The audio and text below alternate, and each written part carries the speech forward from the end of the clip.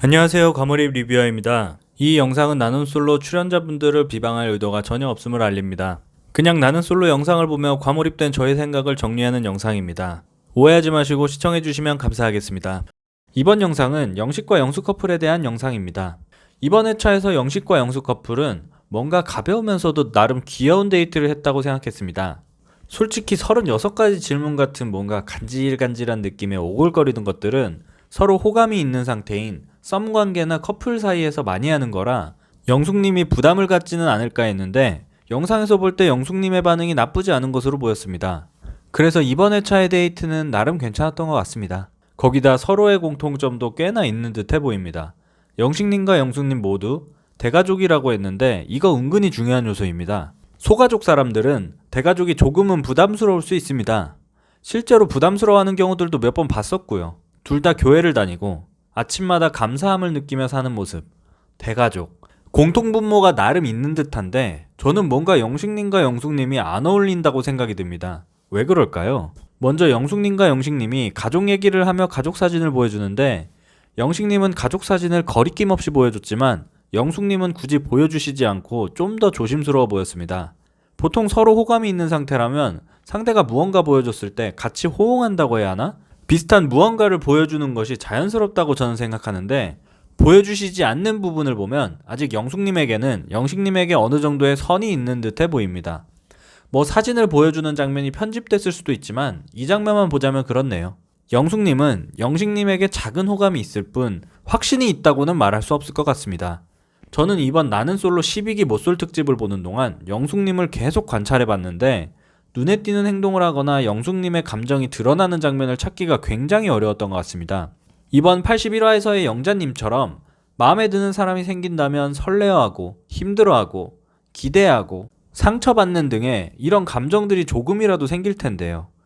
거기다 영숙님 본인 피셜로 표정 관리가 잘 안 된다고 하셨는데 표정에서 드러나는 행동을 한 적이 없습니다. 영식님과의 데이트에서 설레이는 모습이 보이지도 않고요. 그렇다면 이번 12기 내에서 영숙님의 마음에 확실히 드는 남자가 없다고 생각할 수 있을 것 같습니다. 12기 남자 출연자 중에서 그나마 말이 통하고 공통점이 많은 영식님과 마지못해 데이트하는 느낌이라고 해야 할까요? 누군가를 좋아하거나 어떤 부분에 설레이게 되면 어떻게라도 표출되기 마련인데 영숙님은 영식님에 대한 감정이 거의 보이지 않습니다. 살짝 웃거나 무언가 생각하는 모습을 자주 보이죠. 이것은 이전 79화에서 영숙님이 말한 현타가 왔다라는 말과 일맥상통하는 것 같은데 좋은 남자를 만나려고 용기 내서 나는 솔로에 출연했지만 마음에 드는 사람은 없고 그나마 영식님이 이 중에서 괜찮은데 본인의 기준에는 부합하지 않는 상황인 것이라고 생각해 볼 수 있겠죠. 하지만 영식님은 그렇게 생각하지 않는 것 같습니다.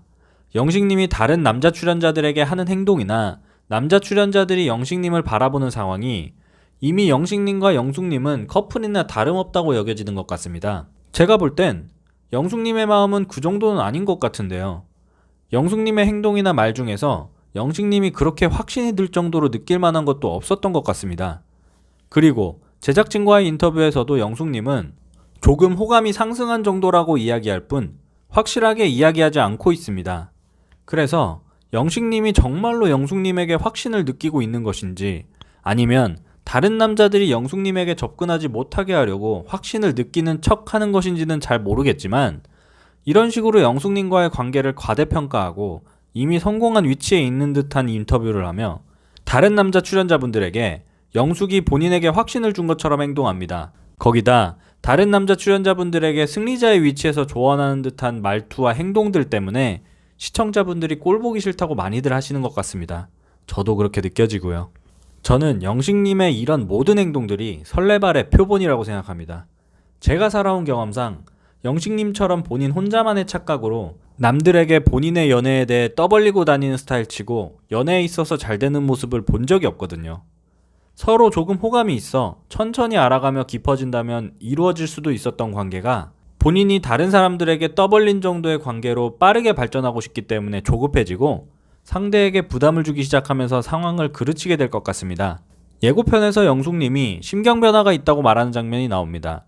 심경 변화가 있다고 말하는 것은 보통 마음이 크게 바뀌었을 때를 말하지 미세한 감정의 변화가 있는 것을 심경 변화가 있다고 말하지는 않습니다.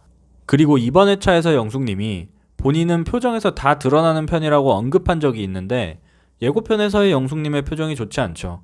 그래서 영숙님이 영식님으로부터 좋지 않은 느낌을 받았다고 생각할 수 있을 것 같습니다.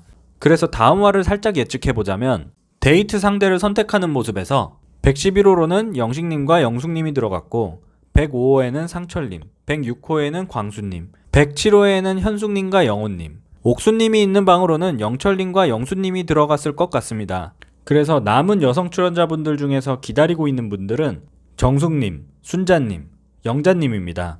영자님은 예고편에서 만나면 내가 조금 힘들어질 것 같은 느낌이 있어서 라는 말을 하시는데 이것은 남자 출연자분들 중 한 분이 영자님을 선택했다는 것을 유추할 수 있습니다.